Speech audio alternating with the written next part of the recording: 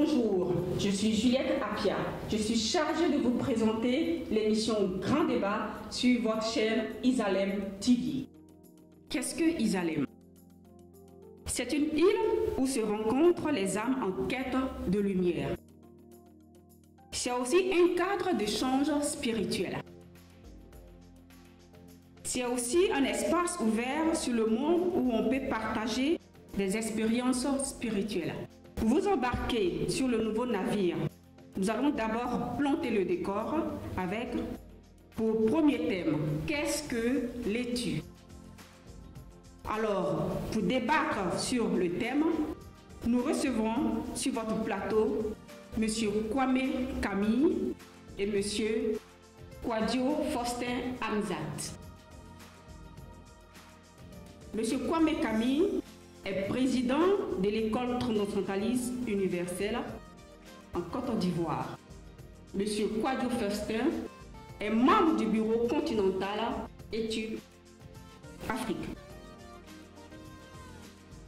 Avant le début des interventions sur le débat, je vous présente le concept d'Isalem TV. La chaîne de télévision Isalem TV développera les thèmes basés sur la spiritualité, la religion, l'astrologie, l'angiologie, la science, l'art, la philosophie, les religions traditionnelles et bien d'autres. Pour cette première émission, le thème c'est « Qu'est-ce que l'étude ?» Monsieur Kwame, qu'est-ce que l'étude? D'abord, bonjour Madame Apia. Je vous remercie pour cette occasion que vous donnez à notre organisation l'étude de pouvoir s'exprimer sur votre antenne. En effet, l'école transcendentaliste universelle, en abrégé études, est une organisation spirituelle qui est présente en Afrique et particulièrement en Côte d'Ivoire depuis plus de 30 ans. Et nous œuvrons à répandre des enseignements que notre maître Kabalev a transmis à nos devanciers sur le sentier de l'initiation. Très bien. Monsieur Kwadio Faustin, vous avez quelque chose à ajouter à cette définition? Oui, j'ai quelque chose à ajouter. L'étude a pour vocation de rendre un peu plus public les enseignements jalousement gardés en son temps par les écoles initiatiques. C'est cela l'esprit de Kabalev, c'est-à-dire offrir au monde la possibilité pour celui qui veut vraiment se parfaire d'avoir accès à un enseignement de très haut niveau pour la transformation de l'être et pour l'épanouissement de la conscience de l'homme. Très bien. Point essentiel, offrir la possibilité à qui le veut d'avoir accès à cet enseignement-là, qui était jalousement gardé en son temps. Donc tout le monde peut avoir accès aux informations au niveau de l'étude. Oui, l'école transcendentaliste universelle. Vous ne cachez rien. Nous ne cachons rien. Vous êtes ouverts. Nous sommes ouverts. Tous ceux qui ont eu la chance de rentrer à l'école transcendentaliste universelle, ils savent qu'on ne fait pas de... Il n'y a pas de cooptation, on ne fait pas d'enquête de moralité, voilà, il n'y a pas de questionnement avant que vous ne puissiez rentrer. Vous venez, vous dites que vous avez envie d'apprendre, vous avez envie de vous parfaire, vous voulez connaître les mystères de la vie. L'école transcendentaliste universelle vous donne cette possibilité-là de le faire. Et c'est quoi transcender? Transcender, aller au-delà de soi. C'est-à-dire? L'être humain est barricadé dans ce qu'on appelle un carré. Manger, se vêtir, travailler, s'amuser, se reproduire. Ça, c'est le carré basique. Mais l'homme est plus que cela. Quand on quitte ce carré et qu'on va au-dessus, on rentre dans ce qu'on appelle l'esprit. À ce moment précis, vous vivez plus au-delà des contingences immédiates. Vous allez dans ce qu'on appelle la transcendance. Donc, les épreuves de la vie vont peut-être venir, mais cela ne va pas vous empêcher de vous épanouir. Donc, le transcendantalisme, c'est toujours aller au-delà de ce que la vie nous offre comme possibilité. Très bien. Dites-nous, M. Kwame, où et quand l'étude a-t-elle été créée? Les premiers enseignements de l'école transcendentaliste universelle ont commencé à être transmis en Côte d'Ivoire dans les années 80. Et en 90, les premières structures ont pris forme, mais au journal officiel, c'est-à-dire dans les registres de l'État de Côte d'Ivoire, l'école transcendentaliste universelle a été créée le 28 août 1991. Donc nous sommes bel et bien une association régie par la loi des associations.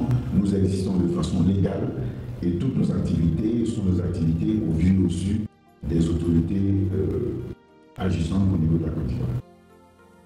Au jour d'aujourd'hui, vous avez formé combien d'étudiants?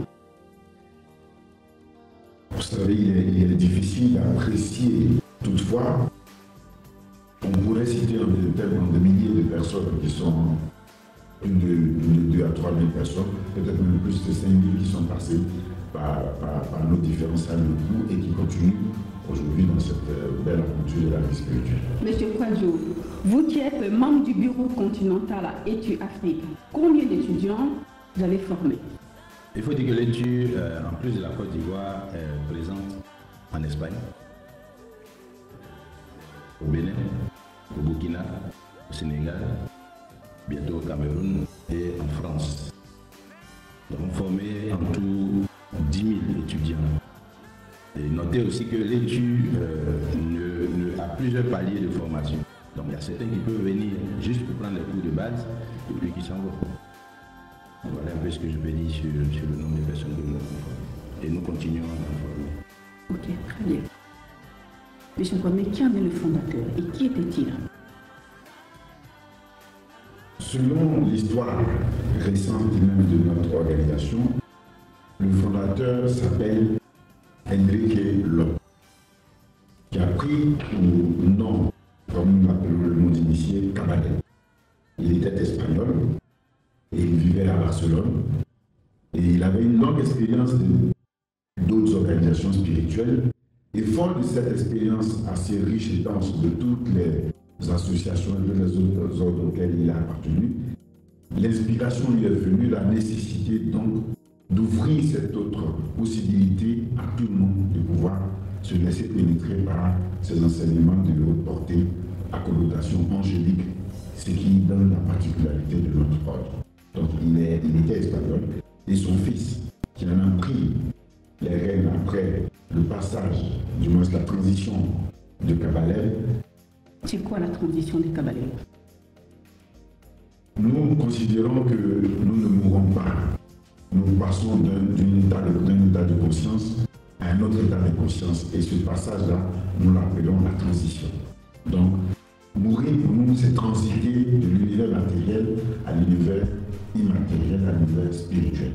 Donc aujourd'hui, il n'est plus de ce monde, mais son œuvre continue d'exister et le président mondial à ce jour s'appelle Tristan Lop dit Cachel, qui est le président mondial de notre organisation, qui vit également en Espagne à Barcelone.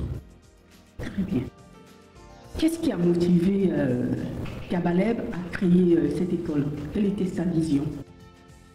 Comme je vous le disais, dans les années, je pense que de son expérience acquise dans les autres ordres, Cabaleb a jugé que la chose spirituelle était l'apanage d'un groupe de personnes, comme le disait tout à l'heure M. Kwadjo, gardé jalousement par d'autres organisations spirituelles. Alors que, comme le disent les enseignements, nous sommes dans l'ère du Verseau, qui est l'ère de la communication, l'ère de l'ouverture de conscience, et donc tout ce qui était caché, d'ici la Bible, sera révélé. Alors le temps était venu de pouvoir révéler ces enseignements dans un langage beaucoup plus accessible à une grande partie de la population, et c'est en cela que tout le mérite revient à Cabaleb, qui a posé cet acte majeur de la démocratisation de la spiritualité, afin que tout le monde puisse avoir accès à ces enseignements-là, qui ont fait d'ailleurs les grandes nations de ce monde-là. Très bien. Il faut ajouter que l'œuvre de Cabaleb est immense. Comme le disait le président Camille, il a élaboré d'abord les enseignements. C'est-à-dire qu'il lui a fallu donner de la matière en interne pour structurer tout un ensemble de thèmes pour que cela soit diffusé sous forme d'enseignement, d'instruction au monde entier. Il a travaillé en interne. C'est en 1977 qu'il a créé l'école transcendentaliste universelle en Espagne. Donc, vous voyez qu'il n'a vraiment pas eu assez de temps pour vraiment structurer cette école. Il a eu des disciples, son fils, et puis il a eu un disciple africain. Qui étaient ses premiers étudiants? Bon, ce que je sais, c'est que son premier étudiant en Afrique, c'était M. Fatoumbi Hippolyte. Les cours, il les faisait par correspondance. Voilà. M. Fatoumbi, qui a eu accès à cet enseignement-là, a été conquis. Lui aussi, c'était un chercheur, il cherchait, il voulait connaître la lumière, et puis il a rencontré Tabaré. Et depuis, ils ne se sont plus séparés, et il est devenu l'un de ses tout premiers disciples, je dirais, qui a décidé de prendre lui aussi à son compte l'enseignement du maître. Donc M. Fatoumbi a contribué à faire avancer l'école au niveau de la Côte d'Ivoire. Pas seulement au niveau de la Côte d'Ivoire, je dirais même au niveau du monde. Alors M. Kouadio, je reviens à vous. Tout à l'heure, vous avez parlé de plusieurs paliers à l'étude. Oui. Soyez plus explicite. À l'étude, nous avons deux niveaux de formation. La formation des bases, qui par exemple en Côte d'Ivoire se fait au niveau du plateau, qui dure 7 mois. Durant ces 7 mois, l'étudiant sera formé sur les modules liés à ce qu'on appelle la philosophie ésotérique. C'est quoi la philosophie? La philosophie ésotérique, c'est l'ensemble des thèmes qui tournent autour de ce qu'on appelle le cycle vital. Le cycle vital, c'est quoi? Comment l'âme naît, comment l'âme vit et comment l'âme retourne à Dieu pour revenir sur la terre. Parce que nous donnons une dimension beaucoup plus large et beaucoup plus évolutionniste de la réincarnation. Nous parlons de réincarnation. Nous parlons du processus de mort. Qu'est-ce que la mort? Qu'est-ce que le paradis? Qu'est-ce que l'enfer? Tous ces éléments sont passés au peigne fin. Comment les anges interviennent dans notre processus d'évolution? Tout cela est donné dans ces cours de base. En 7 mois. En 7 mois. Après ces 7 mois, c'est là que nous rentrons dans une autre phase de formation, mais beaucoup plus technique et beaucoup plus profonde. Là, maintenant, on va toucher à la transformation même des lettres. Ça, c'est une autre étape. Donc, on passe à cette étape, c'est une étape d'initiation. Ils n'ont pas peur des mots, disons-le, parce que quand on parle d'initiation, généralement les gens ont peur. Mais l'initiation fait toujours partie de nos traditions. On a vu que dans nos traditions du passé, ceux qui devaient assumer des responsabilités dans la société étaient obligés de passer par une initiation. Et effectivement, dans les temps modernes aussi, la forme aujourd'hui de la spiritualité, depuis longtemps, donne l'opportunité à des personnes d'avoir accès à un autre type d'enseignement qui leur confère beaucoup plus de responsabilités.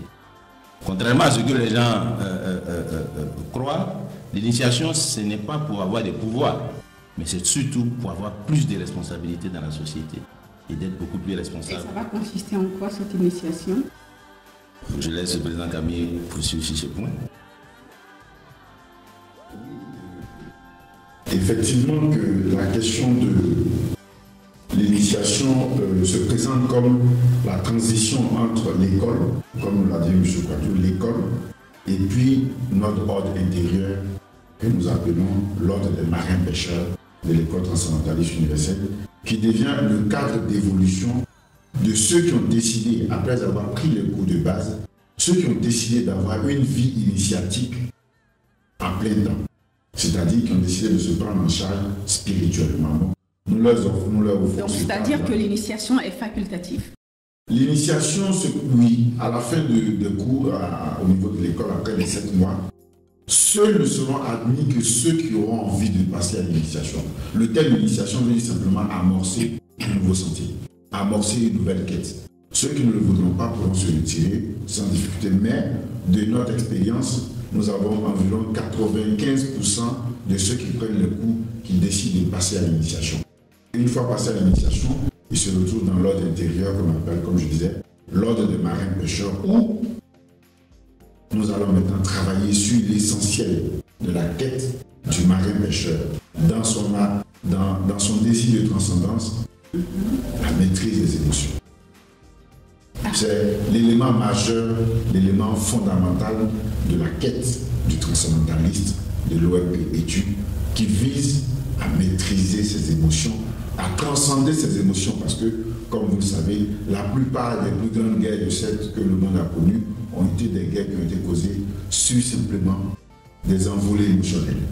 Donc c'est dire que celui qui est toujours en colère ne se mettra plus en colère, c'est ça? L'objectif, c'est de comprendre le processus, comme il a dit tout à l'heure, M. Kadio, comprendre qu'est-ce que c'est que la vie elle-même.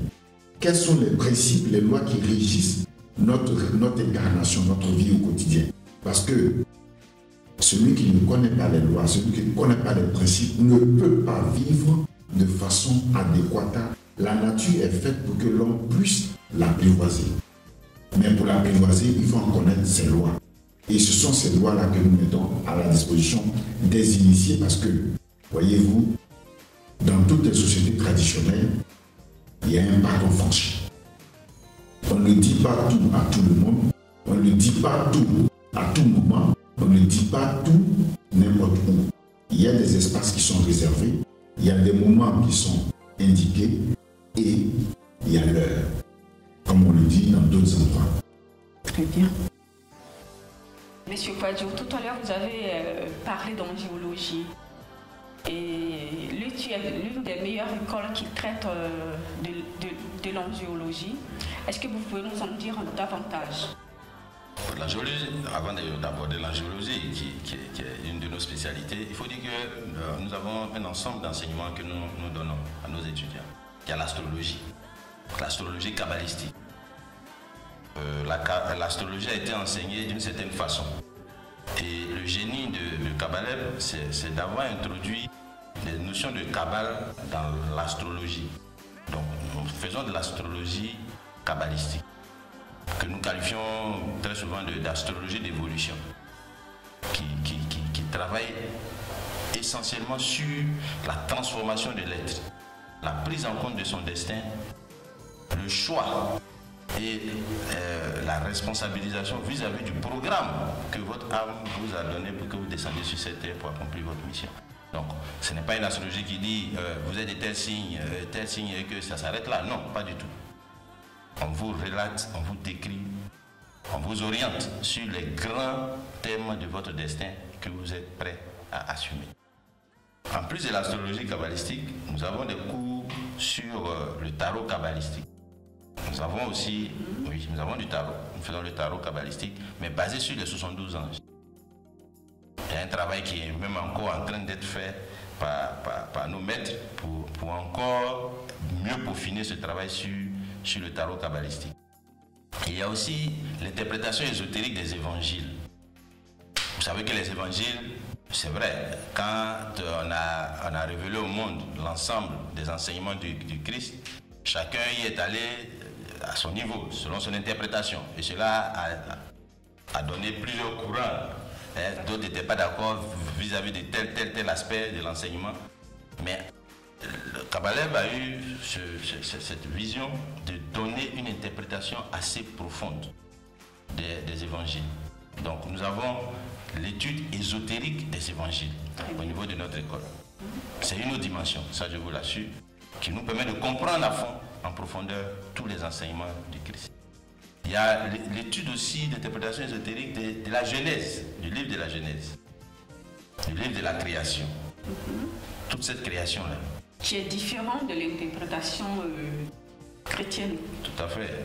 Bon, disons, je dirais exotérique.